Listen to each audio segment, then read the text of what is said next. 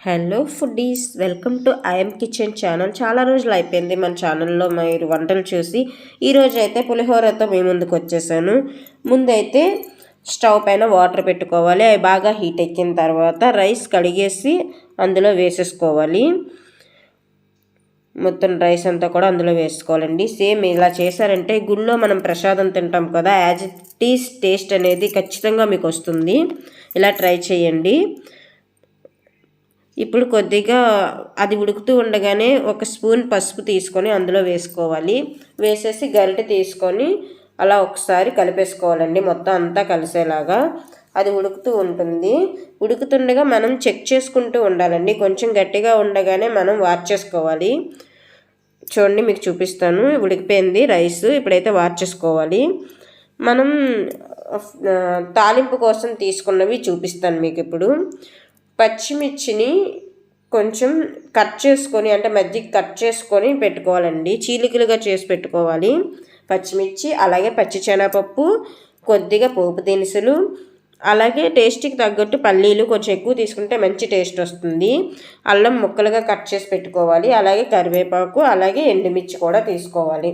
అలాగే ఇప్పుడు చింతపండు ఒక అర కేజీ రైస్కి ఒక నిమ్మకాయ సైజ్ అంత చింతపండు అయితే పడుతుందండి. ఆ లెక్కను తీసుకుందాం. ఇప్పుడు నేను తగినట్టు తీసుకున్నాను. అందులో కొంచెం వాటర్ పోసుకొని అలా ఒకసారి మొత్తం అంతా కూడా గుజ్జు తీసుకోవాలండి. ఒక 5 minutes నానబెట్టుకొని అలా ఉంచితే గుజ్జు వస్తుంది బాగా. ఆ రసం అంతా కూడా తీసి పెట్టుకోవాలి. ఆ రసాన్ని మనం స్టవ్ పైన పెట్టి అలా హీట్ చేసుకోవాలి. అంతా దగ్గర అయ్యేంత వరకు కూడా ఉడికించుకోవాలి బాగా. అందులోనే మనం రుచికి తగ్గట్టు ఉప్పు వేసుకోవాలండి. అందులో వేస్తేనే మనకి మొత్తం పులిహోరకి రైస్కి పడుతుందన్నమాట. అందుకోసం అదంతా దగ్గర అయ్యేంత వరకు కూడా స్టవ్ పైన అలా వేడి చేసుకోవాలి. అది బాగా మరిగించుకోవాలి. అలాగే పచ్చిమిర్చి కూడా అందులో వేసుకుంటే కారం వస్తుంది, లేదంటే డైరెక్ట్గా కూడా వేసుకోవచ్చు మీరు తినేదాన్ని బట్టి.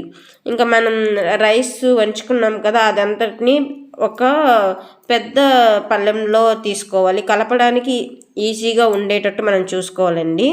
ఆ రైస్ అంతా వేసుకున్న తర్వాత అందులో పచ్చిమిర్చి చీలికలు, అలాగే కరివేపాకు, అలాగే అల్లం కూడా అందులో వేసేయాలి. అల్లం మీకు చూపించలేకపోయాను. దాన్ని మొత్తం రైస్ వేసి, ఈ వేడి రైస్ వేసి క్లోజ్ చేసేయాలండి. అదంతా కూడా బాగా పడుతుంది. ఇప్పుడు మనం ఆల్రెడీ గుజ్జు తీసుకున్నాం కదా, వేడి చేసుకున్నాం. ఆ గుజ్జుని చింతపండు పులుపుని అందులో వేసేసుకోవాలి. అందులో వేసేసి మొత్తం అంతా కూడా బాగా కలిసేలాగా కలుపుకోవాలి. చూడండి, మీకు ఇప్పుడు చూపిస్తాను. ఒక సైడ్ నుంచి కలుపుకోవాలండి. కలుపుకునే విధానం కూడా తెలియాలి, లేదంటే పేస్ట్ అయిపోతుంది పులిహోర. మనకి గింజలుగా అంటే మెతుకులుగా ఉండాలి అంటే చక్కగా పైన అలా కలుపుతూ ఉండాలండి. ఒక సైడ్ నుంచి కలుపుకుంటూ ఉండాలి మొత్తం అంతా పట్టేలాగా. చూడండి, మొత్తం అంతా కలిపేసుకున్నాం మనం బాగా. వీడియోని అయితే ఎక్కడ స్కిప్ చేయకుండా ఎండింగ్ వరకు చూడండి ఫ్రెండ్స్, చాలా బాగుంటుంది టేస్ట్ అయితే. ఇప్పుడు ఒక ఫ్రైయింగ్ పాన్ తీసుకొని అందులో 3 tablespoons ఆయిల్ అయితే వేసుకోవాలండి. అది బాగా హీట్ ఎక్కాలి. కొంచెం హీట్ ఎక్కిన తర్వాత మనం ఆల్రెడీ తీసుకున్నాం కదా తాలింపు కోసం. తాలింపు మాత్రం సూపర్ ఉండాలండి, అప్పుడే పులిహోరకి టేస్ట్ వస్తుంది. మెయిన్లీ పులుపు తాలింపు కరెక్ట్గా ఉన్నాయంటే మనకి ఇంకొచ్చేసినట్టే. ఇప్పుడు ఎండుమిర్చి తీసుకొని అందులో వేసేసి అలా ఫ్రై చేస్తూ ఉండాలి.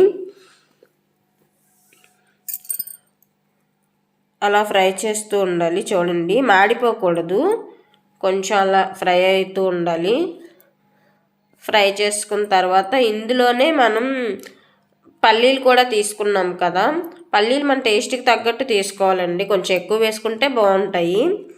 పల్లీలు కూడా వేసేసి అలా ఫ్రై చేసుకోవాలి.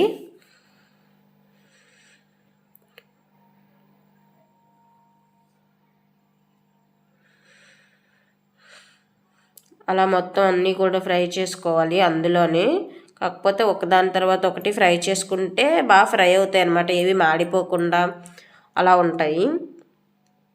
అలా ఫ్రై అవుతూ ఉండగా పచ్చిశనగపప్పు, అలాగే పోపు దినుసులు, కొంచెం ఉంటే కరివేపాకు ఉండిపోతుంది కదా, అది కూడా అలా కొంచెం ఫ్రై చేస్తూ ఉండాలి.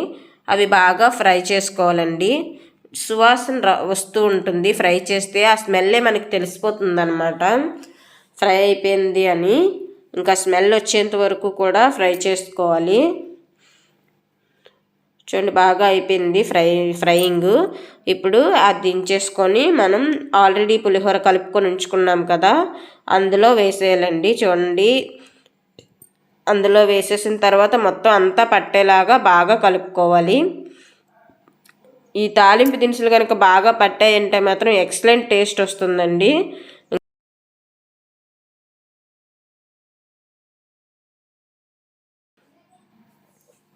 చూడండి మొత్తం అంతా కలిపేసుకున్నాను.